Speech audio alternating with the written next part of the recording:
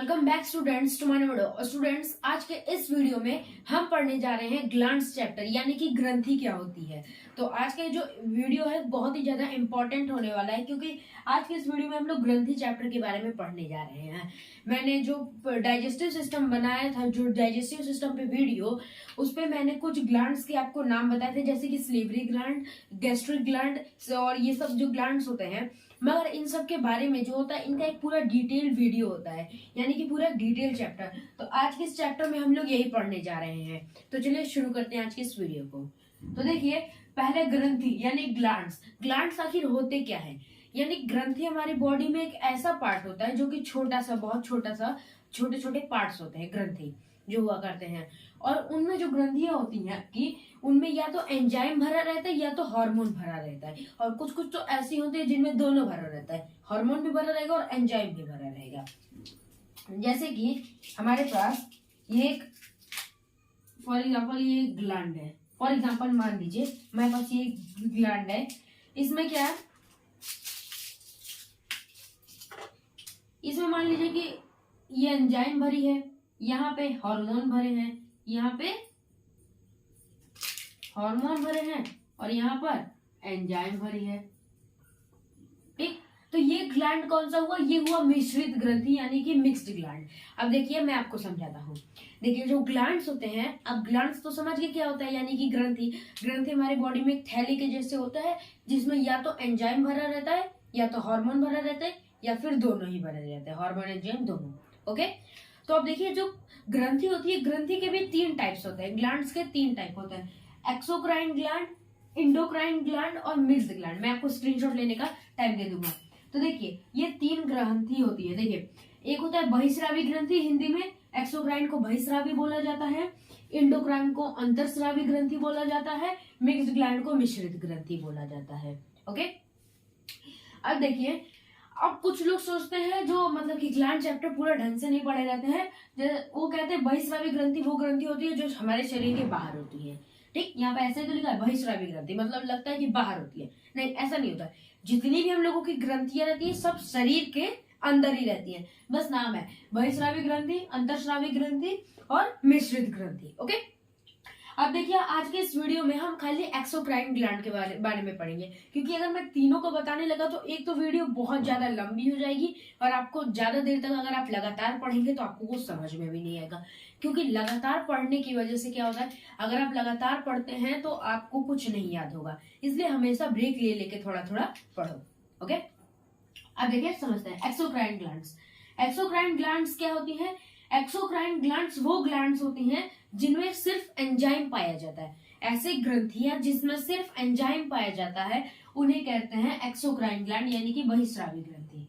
और ये जो देखिए बहिस्रावी ग्रंथि होती है, बहिस्रावी ग्रंथि हमेशा जो होती है ना, डक्ट यानी कि नाली, जो नली होता है, नली, हम लोगों की बॉडी में जो नलियां होती है, डक्ट्स, उसके थ्रू जो एक्सोक्राइन ग्लैंड होते हैं अपना एंजाइम को रिलीज करते हैं। जैसे कि हमारे पास ये एक एक्सोक्राइन ग्लैंड है। फॉर एग्जांपल एक्सोक्राइन ग्लैंड मान लीजिए कि मैं एक लीवर बना देता हूँ, क्योंकि लीवर भी जो होता है हम लोगों का एक एक्सोक्राइन ग्लैंड होता है। अभी हम लोग उसके बारे में पूरा डिटेल में समझेंगे। ओके, फॉर एग्जांपल हमारे पास ये हमारा लीवर है, ये हमारा लीवर है और इसमें क्या भरा रहता है? इसमें एंजाइम भी भरा, इसमें एंजाइम भरा रहता है। और ये जो अपना एंजाइम रिलीज करता है लीवर, ये लीवर जो है, ये लीवर जो अपना एंजाइम रिलीज करेगा वो डक्ट के थ्रू रिलीज करेगा। किसके थ्रू रिलीज करेगा? डक्ट के थ्रू, यानी कि नलियों के द्वारा। इसलिए ये जो खून होता है, खून से संपर्क नहीं करता है। ये खून है, इनसे ये जो एंजाइम भरी रहेगी, ये एंजाइम है। क्या है? ये एंजाइम है। अब ये देखिए, अब ये जो एंजाइम है ना, ये एंजाइम क्या करेगी? डायरेक्टली ब्लड में, जो ब्लड में तो टच हो नहीं रही है, वो डक्ट के थ्रू जा रही है। डक्ट के थ्रू जाएगी तो क्या होगा? जो ब्लड में तो टच करेगी नहीं, इनके जहां पर जाना है सीधा सीधा चले जाएंगे। इसलिए इनका एक फिक्स रास्ता होता है। जैसे कि आंसू, कभी आपने सोचा कि आंसू कहां से निकल रहे हैं? नहीं, क्योंकि वो डक्ट के थ्रू निकलते हैं। मतलब उनका एक फिक्स रूट होता है, वो एक सीधे, मतलब कि जिस जगह पे उन्हें जाना रहता है वो नली द्वारा वहां पे पहुंच जाते हैं। ठीक, और ये ब्लड से संपर्क नहीं करते हैं। ये इनकी तीन विशेषताएं हैं। उसके बाद आता है एंडोक्राइन ग्लैंड यानी अंतरस्रावी ग्रंथि। अंतरस्रावी ग्रंथि कौन सी होती है? जस्ट इसका ऑपोजिट। हमने पढ़ा कि एक्सोक्राइन ग्लैंड में एंजाइम पाया जाता है, मगर इसमें क्या इंडोक्राइन ग्लैंड जो होता है इसमें क्या पाया जाता है, आपका हार्मोन पाया जाता है। और ये जो हार्मोन पाया जाता है, और ये हार्मोन क्या होता है, इनको डक्ट या नली से कोई मतलब नहीं है, ये डायरेक्टली जाके कहाँ ब्लड से संपर्क कर जाएंगे। जो आपके अंतरस्राविक जो ग्रंथियां होती हैं उनसे जो हार्मोन रिलीज होता है वो सीधा जाके ब्लड में मिक्स हो जाता है। उनका कोई रूट नहीं होता कि हाँ हमें आंख से निकलना है या फिर हमको पसीना बन के निकलना है, वैसे नहीं होता। वो डायरेक्टली क्या कर जाती है, जाके खून में मिल जाती है। मैं इंडोक्राइन ग्लैंड पे चैप्टर पढ़ाऊंगा, उसमें मैं आपको बता दूंगा कि उनके खून में मिलने की वजह से क्या क्या चेंजेस आते हैं हम लोगों की बॉडी में। ओके, अब आता है मिक्स्ड ग्लैंड यानी कि मिश्रित ग्रंथि। मिश्रित ग्रंथि वो ग्रंथि होती है जिनमें एंजाइम और हार्मोन दोनों पाया जाता है। जैसे हो गया आपका पैनक्रियाज, मिश्रित ग्रंथि पे मैं वीडियो बनेगा तो उसमें भी आपको बताऊंगा। आज का हमारा जो टॉपिक है एक्सोक्राइन ग्लैंड, हेडिंग डाल लीजिए एक्सोक्राइन ग्लैंड, और चलिए शुरू करते हैं एक्सोक्राइन ग्लैंड का। चलिए अब हम लोग आगे समझते हैं। आगे है पहला हम लोग पढ़ रहे थे एक्सोक्राइन ग्लैंड यानी कि बहिस्रावी ग्रंथि।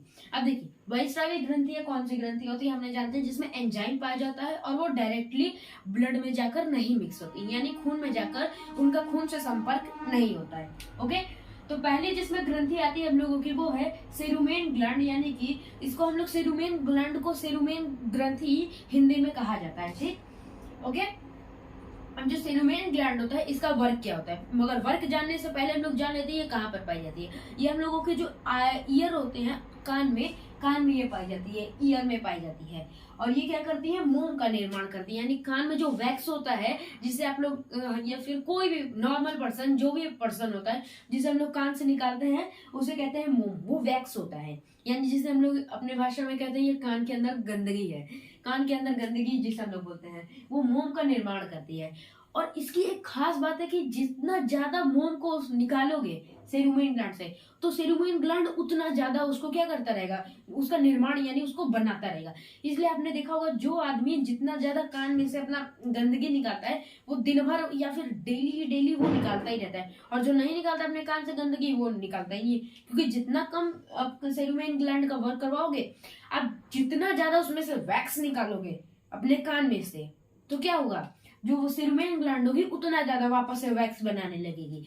इसलिए ज्यादातर लोग जो होते हैं अपने कान में जो कान से वैक्स निकालते हैं वो ज्यादातर वैक्स निकालते ही रहते हैं, क्योंकि उनका जो कान में सेरुमेन ग्लैंड होता है उतना ज्यादा वैक्स का निर्माण, मोम का निर्माण करता रहता है, और जो नहीं निकालता वो एकदम से नहीं निकालता है।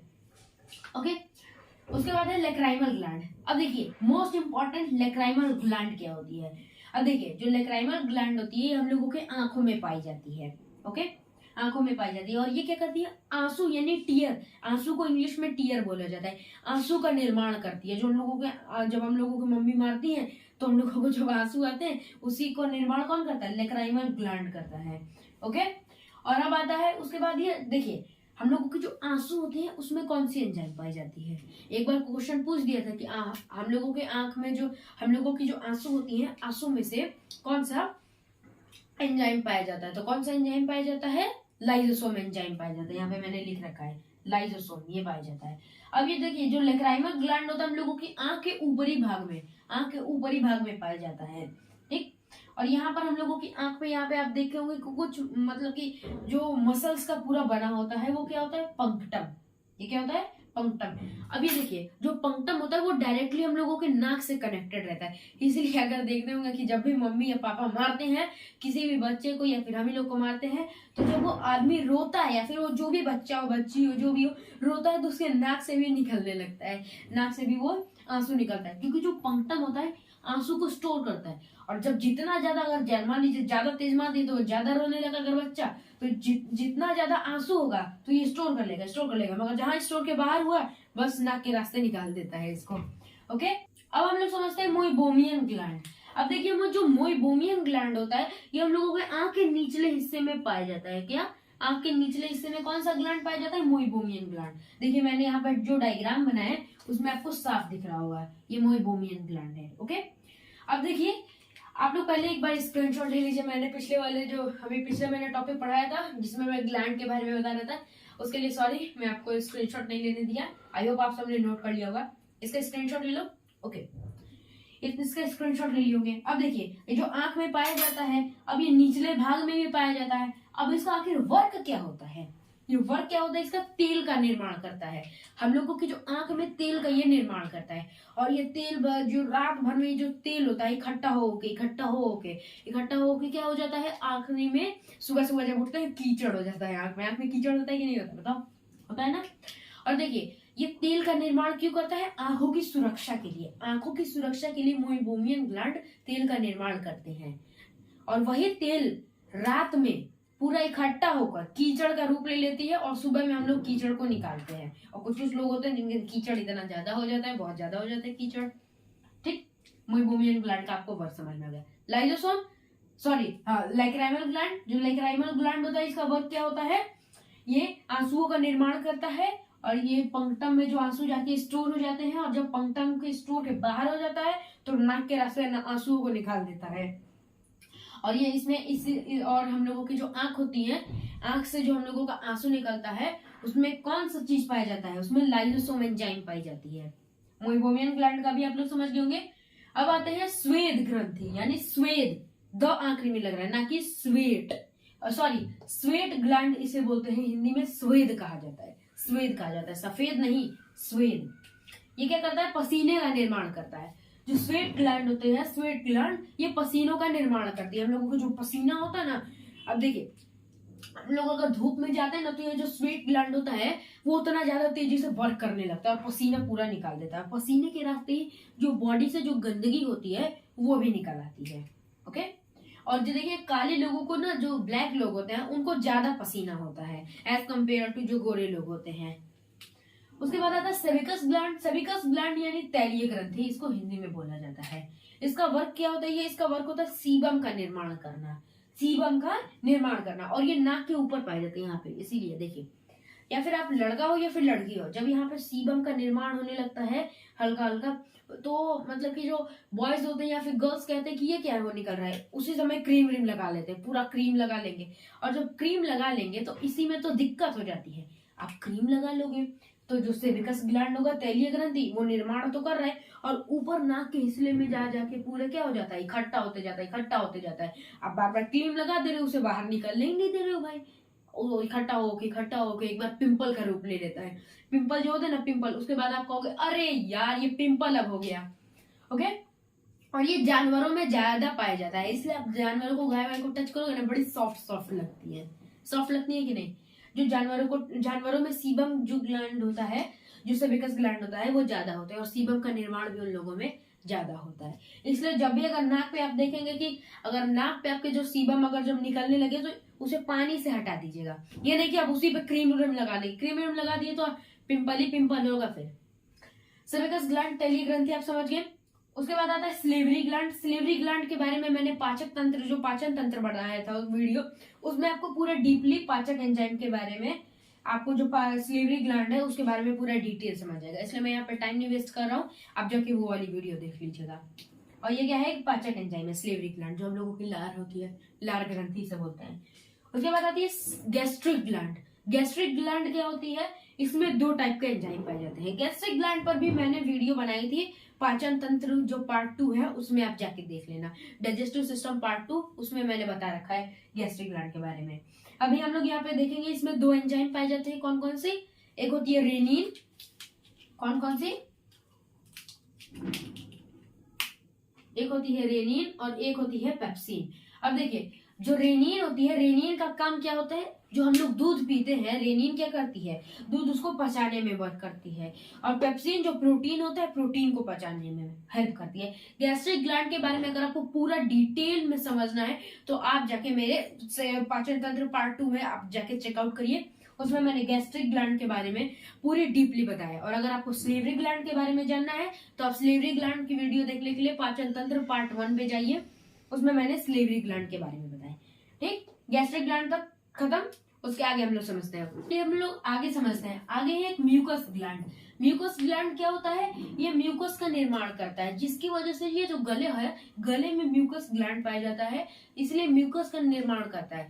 और हम लोग जो खाना खाते हैं गले से निगलने में म्यूकस की वजह से ही म्यूकस का जो निर्माण होता रहता है, म्यूकस की वजह से ही हम लोगों का जो गला होता है, गले के अंदर खाना हम लोग आराम से निगल पाते हैं। खाने को निगलने में इससे हम लोगों को म्यूकस ग्लैंड का बहुत ही बड़ा भूमिका निभाती है म्यूकस ग्लैंड। उसके बाद जो बड़ी आंत होती है, बड़ी आंत में मलाशय में भी, बड़ी आंत के मलाशय में भी म्यूकस ग्लैंड पाया जाता है।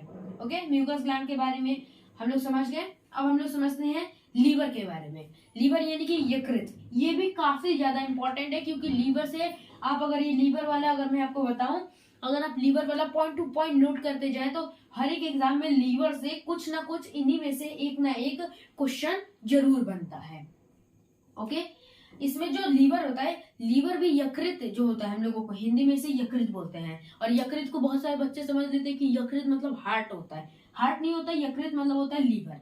देखिए, ये जो दो कोशिकाओं से मिलकर बना होता है, हम लोगों का जो लीवर होता है, लीवर दो कोशिकाओं से मिलकर बना होता है, एक हेपेटिक कोशिका और एक कूफर कोशिका। कौन कौन सी कोशिका? हेपेटिक कोशिका और कूफर कोशिका। आप इससे एक स्क्रीनशॉट ले लीजिए जल्दी से। ओके, हेपेटिक कोशिका और कूफर कोशिका से मिलकर ये लीवर बना होता है, दो कोशिकाओं से मिलकर। इसलिए एग्जाम में पूछ ले कि लीवर कितने कोशिकाओं से मिलकर बना होता है और उनके नाम बताओ, तो दो कोशिकाओं से मिलकर बना होता है, हेपेटिक कोशिका और कूफर कोशिका, यानी hepatic cell, Kupffer cell. Next, ये सबसे बड़ी ग्रंथि होती है, सबसे बड़ी बहिस्रावी ग्रंथि, या फिर हमारे शरीर की सबसे बड़ा अंग अगर आपसे पूछे सबसे बड़ा अंग कौन सा है, तो कौन सा है आपका? लीवर, यानी कि यकृत। क्लियर? उसके बाद आता है क्षतिग्रस्त अंगों को ठीक कर लेता है। जो अगर आप लीवर को आधा काट भी देंगे, अगर जो लीवर होता है आप उसको आधा काट देंगे तो भी जो लीवर होता है वो आप वापस अपने आप को क्या कर लेता है? रीग्रो कर लेता है अपने, यानी कि क्षतिग्रस्त अंगों को वापस से उसे बना लेता है। क्यों बना लेता है? क्योंकि इसमें कोशिका विभाजन सबसे ज्यादा जल्दी होता है। मैंने अपने वीडियो में अपने जो मैंने सेल चैप्टर बनाया था उसमें मैंने आपको बता रखा था कि क्षतिग्रस्त अंगों को कैसे ठीक कर लेता है। आप देखिए, ये अब इसके अंदर भी 3 टाइप की चीजें पाई जाती हैं, फाइब्रोनोजेन, प्रोथोनोजेन और हेपरिन। देखिए, जो फाइब्रोनोजेन और प्रोथोनोजेन मिलकर क्या करते हैं, जैसे कि मान लीजिए मेरे यहाँ पे कट लग गया, यहाँ से खून निकल रहा है, तो लीवर क्या करेगा? फाइब्रोनोजेन और प्रोथोनोजेन को यहाँ पर भेजेगा, और फाइब्रोनोजेन और प्रोथोनोजेन क्या करेंगे? इस कटे हुई जगह पे खून को जाकर जमा देंगे। जो ब्लड होता है, ब्लड क्लॉटिंग कर देते हैं। विटामिन के की वजह से भी ब्लड क्लॉटिंग होता है, और फाइब्रोनोजेन और प्रोथोनोजेन की वजह से, यानी कटे हुए जगहों पर खून को जाकर जमा देते हैं, ब्लड को जाके वहां पे क्लॉट कर देंगे। अब देखिए, अभी इन लोगों को फाइब्रोनोजेन और प्रोथोनोजेन को पता नहीं रहता है ये, अब इनको तो मतलब है भाई जहां पर कटा हुआ है वहां पर चले जाओ, मतलब जहां से खून निकल रहा है वहीं पर चले जाओ, जाके वहां पे जमा दो। अब मान लीजिए कि अगर वो इधर उधर निकल गए और देखे भाई ये तो पूरे शरीर में ही खून है, अब पूरे शरीर के ही खून को जमा देते हैं, तो ऐसा इनको करने से कौन रोकता है? हेपरिन। हेपरिन जो होता है शरीर में खून को जमने नहीं देता है। अगर हेपरिन ही हम लोगों की बॉडी से चला जाए, हम लोगों का पूरा शरीर का जो खून होता है जम जाएगा। ओके, हेपरिन क्या करता है? शरीर में खून को जमने से रोकता है। उसके बाद आता है बिलरुबिन। बिलरुबिन आपका क्या करता है? इसलिए जो बिलरुबिन की वजह से जो लैट्रिन होती है, लैट्रिन का रंग क्या होता है? येलो होता है, और इसी की जब मात्रा बढ़ जाती है तो जॉइंडिस हो जाता है, जिसे हम लोग क्या कहते हैं? पीलिया। लैट्रिन का रंग पीला किसकी वजह से होता है? बिलरुबिन के कारण। और देखिए, जब यही पीला रंग जो होता है बिलरुबिन की मात्रा अगर बढ़ने लगी, बिलरुबिन की अगर मात्रा बढ़ जाएगी तो क्या हो जाएगा? जॉइंडिस, जिसे हम लोग पीलिया कहते हैं। और बिलरुबिन कहाँ पर बनता है? जो बिलरुबिन होता है वो कहाँ पर होता है? लीवर में होता है, लीवर में होता है। ओके, यानी कि यकृत में। उसके बाद आता है विलीवर्डिंग। विलीवर्डिंग भी कहाँ पर पाया जाता है? विलीवर्डिंग भी आपका पाया जाता है लीवर के अंदर। इसी की वजह से पित्त जो होता है, पित्त का रंग हरा होता है। इसलिए आपसे क्वेश्चन पे पूछ सकता है कि पित्त का रंग हरा क्यों होता है? क्यों होता है? विलीवर्डिंग के कारण। विलीवर्डिंग कहाँ पाया जाता है? यकृत, यानी कि लीवर में पाया जाता है। उसके बाद देखिए, अमोनिया जो होता है ना, अमोनिया बहुत ही खतरनाक पदार्थ होता है। अब देखिए, अमोनिया इतना खतरनाक पदार्थ होता है, हम लोगों की बॉडी में रहा जहर का काम कर जाएगा, तो क्या होगा? इसलिए जो अमोनिया होता है, अमोनिया को यूरिया में चेंज कर देता है लीवर, यानी कि यूरिया थोड़ा कम खतरनाक पदार्थ होता है।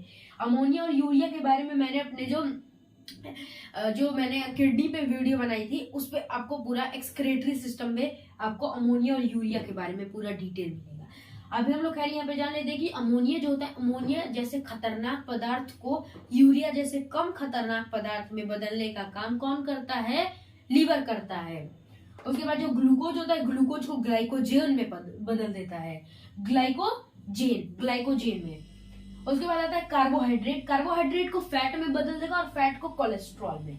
इसलिए आप जो फैट वाले सामान जो होंगे ना, अगर कोई आदमी होता है फैट वाले सामान जितना ज्यादा खाएगा, जैसे कि बटर हो गया, बटर में भी फैट पाया जाता है, आप जितना ज्यादा बटर खाओ, जितना ज्यादा खाओ, वो लीवर क्या करेगा? उसको किस चीज में बदल देगा? कोलेस्ट्रॉल में। और कोलेस्ट्रॉल की मात्रा बढ़ने पर क्या हो जाती है? हार्ट अटैक आ जाता है। कोलेस्ट्रॉल की मात्रा बढ़ेगी, हार्ट अटैक आ जाता है। इसीलिए ज्यादा कार्बोहाइड्रेट या फिर फैट आप जितना ज्यादा खाओगे कोलेस्ट्रॉल होने की संभावना उतनी ज्यादा बढ़ती जाएगी। इसलिए लिमिट में खाना है। और देखिए, आपसे क्वेश्चन पूछ लेगा कि कोलेस्ट्रॉल की मात्रा सर्वाधिक कहाँ पर होती है? सबसे ज्यादा कोलेस्ट्रॉल की मात्रा पूरी बॉडी में कहाँ पर होती है बताओ? लीवर में, यानी कि यकृत में। लीवर में कोलेस्ट्रॉल की मात्रा सबसे ज्यादा होती है। अब देखिए, अच्छा मान लीजिए जो भ्रूण अवस्था होता है, भ्रूण अवस्था मतलब जब बेबी वॉम्ब में होता है, मदर के वॉम्ब में होता है, उस समय जो आरबीसी का निर्माण कौन करता है बच्चों में? बच्चों में आरबीसी का। अब भाई वो तो अभी पेट में है, उसे क्या, उसके जो हड्डियां होंगी अभी कहाँ बनी होंगी, और जो बोन मैरो होता है, बोन मैरो में ही आरबीसी का निर्माण होता है। अब उसकी में बोन ढंग से बनी ही नहीं है, तो बोन मैरो में आपका कहाँ से आरबीसी बनेगा?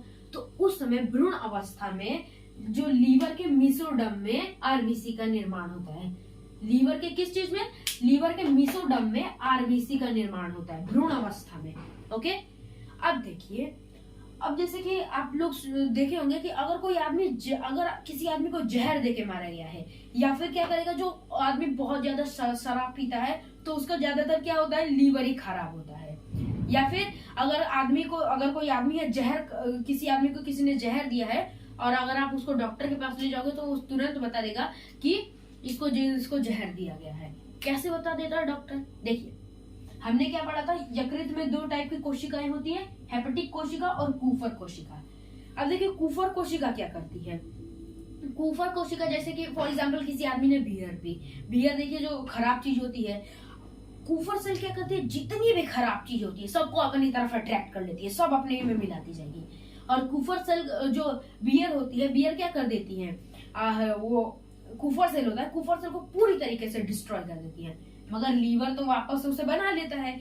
इसलिए अगर कोई आदमी थोड़ा लिमिट में अगर जो बियर पीता है, इसलिए उसको कुछ नहीं होता है। और मान लीजिए अगर किसी को बहुत तगड़ा वाला जहर अगर किसी आदमी ने दे दिया, तो क्या करेगा? वो जाएगा, कूफर सेल क्या करेगा? उसे अपने पास खींच लाएगा, और जो जहर होगा, वो जहर अगर खतरनाक हुआ तो कूफर सेल को पूरा ही मार डालेगा, और साथ ही साथ लीवर को भी खत्म कर देगा। इसीलिए अगर किसी भी आदमी को जहर देके मारा गया होता है तो डॉक्टर सबसे पहले किस चीज की चेक करता है? लीवर की चेकअप करता है। कहता है यार इसमें तो कूफर सेल नहीं है, मतलब जहर से मारा गया है इसको। क्योंकि जो कूफर सेल होता है जहर को अपने तरफ, या फिर बियर को, दारू को, जितनी भी चीजें होती है खराब चीजें, सबको अपनी तरफ अट्रैक्ट कर लेता है, अपनी तरफ ले लेता है। जिसकी वजह से आप खराब चीजें अगर कोई भी चीज होती है अगर आप लिमिट में खाओगे, क्योंकि हर एक चीज की डिसएडवांटेज और एडवांटेज दोनों होती है। अगर आप थोड़ा थोड़ा किसी भी चीज को खाओगे तो अगर उसमें जो खतरनाक पदार्थ होते हैं, कूफर सेल अपने तरफ ले लेगा, और खतरनाक पदार्थ क्या करेंगे? कूफर सेल को मार देंगे। मगर लीवर अपने क्षतिग्रस्त अंगों को वापस से ठीक कर लेती है, जिसकी वजह से क्या होगा? आपका जो लीवर होगा, लीवर डिस्ट्रॉय नहीं होगा। बट अगर आप किसी को जहर दे दिए तगड़ा वाला, वो लीवर के साथ साथ पूरा कूफर सेल को ही बर्बाद कर देगा। ओके, आज के जो एक्सोक्राइन लेक्चर में जो हम लोगों का बहिस्रावी ग्रंथि का जो लेक्चर था, आज के इस वीडियो में बस इतना ही। अगर आपको वीडियो पसंद लगे तो लाइक कीजिए, शेयर कीजिए और सब्सक्राइब कीजिए। मिलते हैं हम लोग अगले वीडियो में, तब तक के लिए बाय, थैंक यू।